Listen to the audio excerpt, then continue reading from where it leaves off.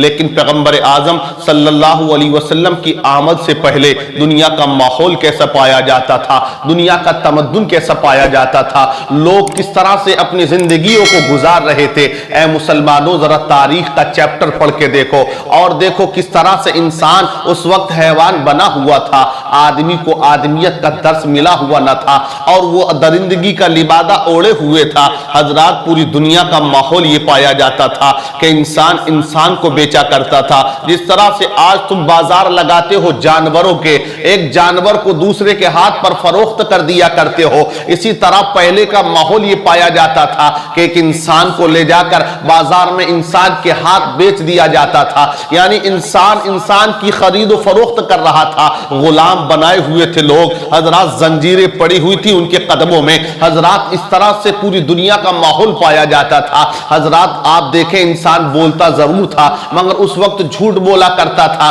انسان کھاتا ضرور تھا مگر حرام کھایا کرتا تھا، انسان پیتا ضرور تھا مگر شراب پیا کرتا تھا۔ حضرات، انسان چلتا ضرور تھا لیکن گناہ کرتے ہوئے چلا کرتا تھا۔ اس انسان کو نہ بولنے کا طریقہ پتا تھا، یہ انسان نہ کھانے کے طریقے سے آگاہ تھا، یہ انسان نہ پینے کے طریقے کو اسے جانتا تھا، انسان نے حیوانیت کا لبادہ اوڑھ لیا تھا۔ اب پوری دنیا کا آپ چیپٹر پڑھ کے دیکھیے گا، جسے کیسر اور کسرا کہا جاتا تھا، اس وقت دو سپر پاور کہلاتے تھے، ایک کیسر اور کسرا۔ حضرات، ایران کو کسرا کہا جاتا تھا، روم کو کیسر کہا جاتا تھا، لیکن ایران کا ماحول یہ پایا جاتا تھا، وہاں نوشیروہ عادل بھی ایک بادشاہ گزرا ہے۔ حضرات، لوگ کہتے ہیں نوشیروہ عادل تھا لیکن 17 بھائیوں کا قتل کر کے تخت کو اس نے حاصل کیا تھا۔ ایک بادشاہ گزرا ڈارا، اس نے اپنی بیٹی کے ساتھ زنا کیا، حضرات اسی کا بیٹا پیدا ہوا۔ حضرات، تو اس طرح کا دنیا میں ماحول پایا گیا کہ لوگ اپنی بیٹیوں کے ساتھ زنا کر رہے تھے۔ حضرات، اہل عرب کا ماحول یہ پایا جاتا تھا، اگر کسی کے یہاں بچے کی ولادت کا وقت قریب ہوتا تھا، حضرات جس طرح سے آج ہمارے ماحول میں یہ پایا جاتا ہے، جب بچے کی ولادت کا وقت قریب ہوتا ہے، باپ سفر پہ ہوتا ہے، سفر بند کر کے اپنے گھر آ جاتا ہے۔ اگر باپ پردیس میں ہوتا ہے، حضرات اس جگہ کو چھوڑ کے باپ گھر آ جاتا ہے کہ میرے یہاں بچے کی ولادت کا وقت قریب ہے، ہوتا ہے وہ اپنی بیوی کا کبھی الٹرا ساؤنڈ کراتا ہے، کبھی ڈاکٹرنی کو دکھاتا ہے، کبھی اس کی دوائیاں کرایا کرتا ہے۔ لیکن پہلا کا اصول یہ ہوتا تھا کہ جب کسی کے یہاں بچے کی ولادت کا وقت قریب ہوتا تھا، اس کا باپ اپنے گھر کو چھوڑ کر بیابان میں چلا جاتا تھا، اس کا باپ اپنے گھر کو چھوڑ کے پہاڑیوں میں جا کے چھپ جاتا تھا۔ اب وہ آنے والے کا انتظار کرتا تھا کہ آنے والا آئے گا اور خبر لائے گا۔ حضرات، اب آنے والا آتا تھا، اگر اس کے گھر میں بیٹا پیدا ہوتا اور جا کر اس کو خبر دی جاتی تھی، اے انسان تیرے یہاں بیٹا پیدا ہوا ہے، اے انسان تیرے یہاں لڑکا پیدا ہوا ہے۔ جب وہ اپنے بیٹے کی پیدائش کی خبر سنتا تھا،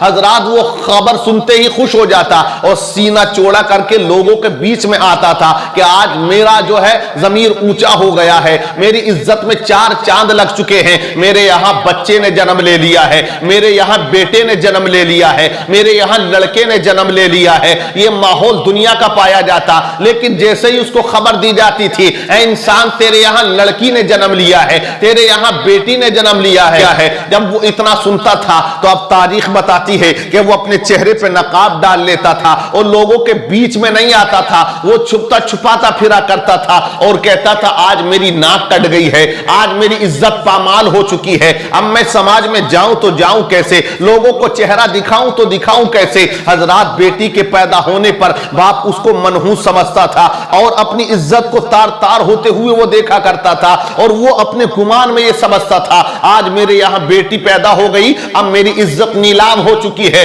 تو حضرات، اب وہی باپ اپنے گھر آتا اور اپنی بیوی کے آنچل سے اپنی بیٹی کو اٹھاتا اور ایک بیابان جنگل میں لے جا کر گڑھا کھود کے حضرات اپنی بیٹی کو زندہ دفنا دیتا تھا۔ ایک صحابی آئے میرے نبی کی بارگاہ میں اور گڑ گڑا کر رونے لگے، عرض کرتے ہیں آقا میں ہلاک ہو گیا، آقا میں برباد ہو گیا۔ میرے مصطفیٰ نے ارشاد فرمایا، اے میرے صحابی کس بات نے تجھے ہلاک کر دیا ہے؟ کہا آقا میں نے بہت بڑا گناہ کیا ہے۔ میرے سرکار نے ارشاد فرمایا، اے میرے صحابی وہ کون سا گناہ تو نے کیا ہے، وہ کون سا جرم ہے جو تو نے کیا ہے، وہ کون سی خطا ہے جو تو نے کی ہے؟ اس نے کہا آقا بہت بڑی خطا میں نے کی ہے، آقا میرے یہاں پر ایک ایک مرتبہ ایک بچی نے جنم لے لیا. جیسے ہی بچی نے جنم لیا میں نے یہ قسم کھا لی کہ اس بچی کو ابھی نہیں ماروں گا. جب یہ بچی 7 یا 8 برس کی ہو جائے گی میں اس کو بتا کے ماروں گا کہ تجھے کس لیے میں مار رہا ہوں, کس لیے تجھے زندہ دفنا رہا ہوں. آقا میری بچی جب 8 برس کی ہو جاتی ہے, جب وہ بولنے لگتی ہے, جب وہ بات کو سمجھنے لگتی ہے, جب وہ چلنے لگتی ہے, آقا وہ میرے آنے پر مجھ سے بڑا پیار کیا کرتی تھی اور میں بھی اس سے پیار کرتا تھا. لیکن وہ کفر کا آتنکواد تھا کہ میرے دل پر اس نے قبضہ کر لیا تھا اور بدلے کی بھاونا میرے دل میں جاگ اٹھی اور میں نے اپنی بچی کو ایک مرتبہ اپنے ساتھ لیا اور بیابان جنگل میں لے گیا اور لے جانے کے بعد میں نے ایک تیلے پر اس کو بٹھا دیا. اب میں اسی کے سامنے آقا گڑا کھود رہا ہوں اور گڑا کھودتا جاتا ہوں, میرے اوپر پسینہ آتا ہے اور میری بیٹی آ کر میرے پسینے کو صاف کیا کرتی تھی. کہا ابا اتنی محنت مت کرو. میں تھا کہ گڑے کو کھودتا جاتا ہوں. آقا جب گڑا کافی گہرا کھد جاتا ہے میں اپنی بیٹی کو اٹھاتا ہوں اور اس گڑے میں اتار دیتا ہوں. میری بچی یہ سمجھ رہی ہے کہ میرا باپ محبت میں کھیل رہا ہے, لیکن آقا میں نے مٹی ڈالنا شروع کر دی ہے. میں اپنی بیٹی کو دبانے لگا. میری بیٹی سوچ رہی تھی باپ محبت میں کھیلتا ہے, لیکن جیسے ہی وہ سینے تک دب جاتی ہے تو اب وہ سمجھ گئی یہ باپ نہیں قاتل ہے. میری بیٹی نے پکار کے کہا اے میرے باپ اگر مجھے مارنا ہے تو تو مجھے ایک پہاڑی سے نیچے پھینک دے میں مر جاؤں گی, میری گردن کو کاٹ دے میں مر جاؤں گی, لیکن تو مجھے زندہ دفن مت کر. میری بیٹی چیختی رہی, چلاتی رہی. آقا میرے دل میں بالکل رحم نہ آیا, لیکن میں اپنی بیٹی کو زندہ دفن کرنے کے بعد آ جاتا ہوں. آج جب بستر پہ رات کو سوتا ہوں اپنی بچی کی آوازوں کو کان میں سنتا ہوں. میری بچی کی چیخ و پکار آج بھی میرے کانوں میں گونجتی رہتی ہے اور مجھے نیند نہیں آتی ہے. آقا میں بے قرار رہتا ہوں. اتنا بڑا گناہگار ہو, اتنا بڑا خطا کار ہو, مصطفیٰ اشکبار ہو جاتے ہیں, میرے آقا اشکبار ہو جاتے ہیں. ارشاد فرماتے ہیں اے وہ کفر کا آتنکواد تھا, وہ کفر کا ظلم تھا کہ بچیوں کو زندہ دفنایا جاتا تھا. اے مسلمانوں تو پوری دنیا کا ماحول یہ تھا, ہندوستان میں کا ماحول یہ پایا جاتا تھا کہ یہاں اگر کسی کا شوہر مر گیا تو اس کی بیوی کو چتا پہ باندھ کر رسیوں کے ساتھ اسے جلا دیا جاتا تھا. حضرات باپ کی عزت کرنے والا کوئی نہ تھا, ماں کی عزت کرنے والا کوئی نہ تھا, ماں باپ کی قدر و قیمت کوئی نہیں جانتا تھا. لوگ ایک دوسرے کے دشمن بنے ہوئے تھے. انصاف لٹ چکا تھا, ایمان مٹ چکا تھا, مفلس کی تھی مصیبت, کمزور پٹ رہا تھا. ظلم و ستم کے جھنڈے ہر سمت گڑ گئے تھے, حیوانیت کے پردے عقلوں پہ پڑ گئے تھے. ایک خدا کو چھوڑ کر لوگ نہ جانے کتنے معبودان باطلہ کی عبادت کر رہے تھے. گوبر کے نکلنے والے کیڑے تک کی پوجا ہو رہی تھی.